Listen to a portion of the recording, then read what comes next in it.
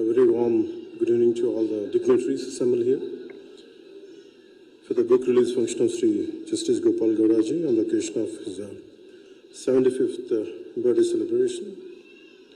It gives me an immense pleasure to be here on this occasion and delighted to be a part in releasing the biography of a great human being whom we lovingly call him as Manavata-Vadi. That's the apt title for his autobiography. And I would like to convey my heartfelt namaskars to Honorable Sri Justice and Santosh Hegde, former Lokayukta of Karnataka and former Supreme Court, Judge of Supreme Court of India. And my heartfelt namaskars to Honorable Justice Sri A.K. Patnaik, former Judge of Supreme Court of India. Honorable Justice Sri Sudhindra Raji, former Judge and High Court of Karnataka. My heartfelt namaskars to Sri H.K. Patilji, Minister for Law and Parliamentary Affairs, Legislation, Tourism, Government of Karnataka. My heartfelt namaskars to Honorable M.N. Seshadreji, Senior Advocate, High Court of Karnataka. My heartfelt namaskars to Govindarajuluji, Political Secretary to Government of Karnataka. And Sri M.N. Pillapadarji, General Secretary for the Station Committee. To all other senior advocates, members of the Bar Council, advocates, their families, public and media brothers and police, a warm good evening to all. Ellarigu namaskara.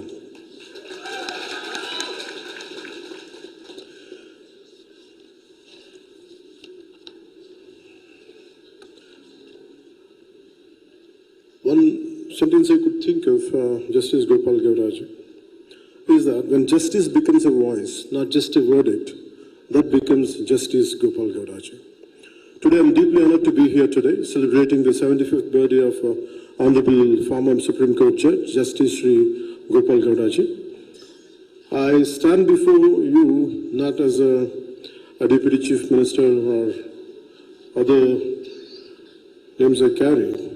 I stand here today, as a student who has been fortunate enough to learn from one of this country's rarest voices of moral courage, Justice V. Gopal Gauraji.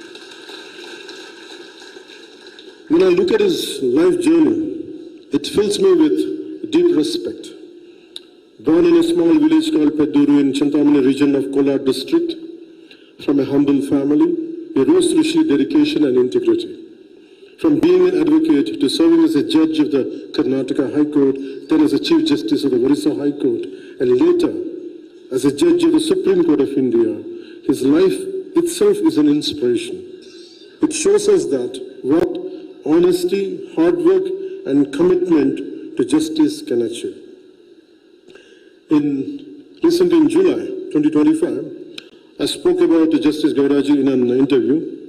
When I said that Justice Gauraji is not just an inspiration, he is my mentor. His commitment to the oppressed, his fearless defense of constitutional values, these are the ideals I strive to live by.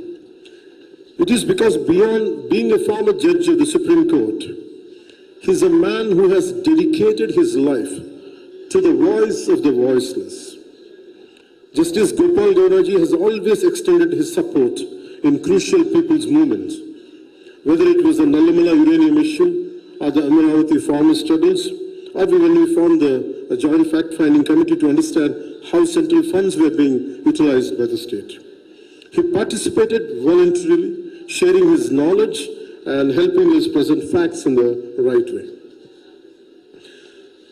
He offered a rightful judicial guidance that helped us to examine the constitutional obligations that denied promises and the center's accountability under the APA Reorganization Act.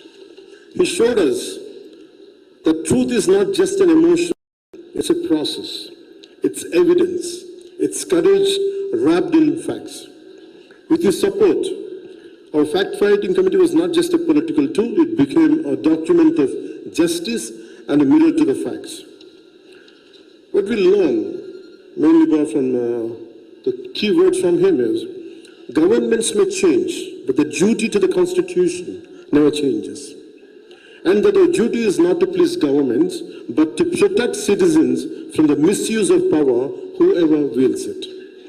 Justice Gopal Gauraji, your life and words reminds us that true patriotism is not about political alignment, but about institutional courage and moral conviction. You have taught us that we must govern with conscience, judge with courage, and serve with integrity because, as you beautifully put it, the Constitution is not just a document, it is a sacred trust placed in our hands. We are deeply grateful, sir, for your wisdom, your clarity, and your unwavering faith in the spirit of our Constitution. Your words continue to inspire us to build a democracy rooted in courage, compassion, and balance.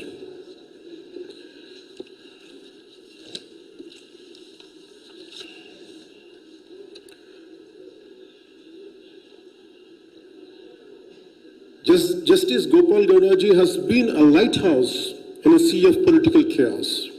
He is the proof that retirement does not silence responsibility, that a judge may leave the bench, but not the battle for justice. That is why we fight. Our fight is not about power, it's about restoring trust in public life, it's about bringing dignity back to governance, it's about ensuring that the law protects the weak, not just the powerful. That's what we all stand for. That's why we stand by Justice Gopal Gauraji.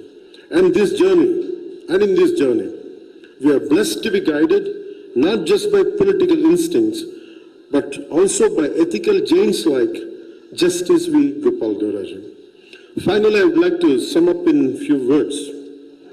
I draw strength from his words, I draw clarity from his wisdom, and above all, I draw courage from his life. Let us carry that spirit forward. Let us build a society where justice is not feared, but felt.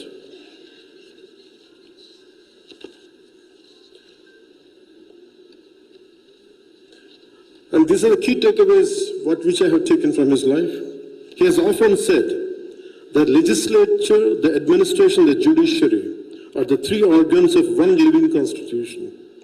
Each must perform its role independently, yet harmoniously complementing one another when needed, but never crossing into each other's domain.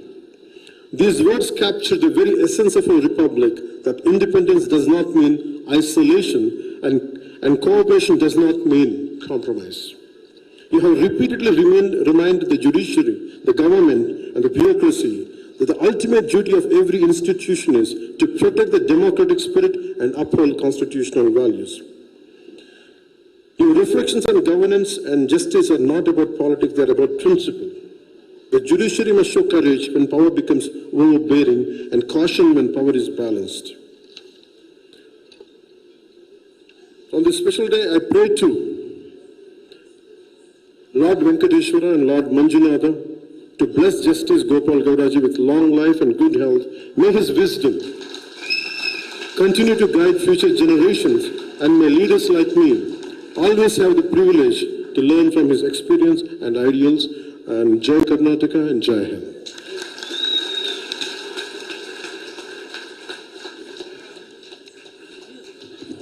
Guru Brahma, Guru Vishnu, Guru Devo Maheshwara, Guru Sakshat Parabrahma Tasma.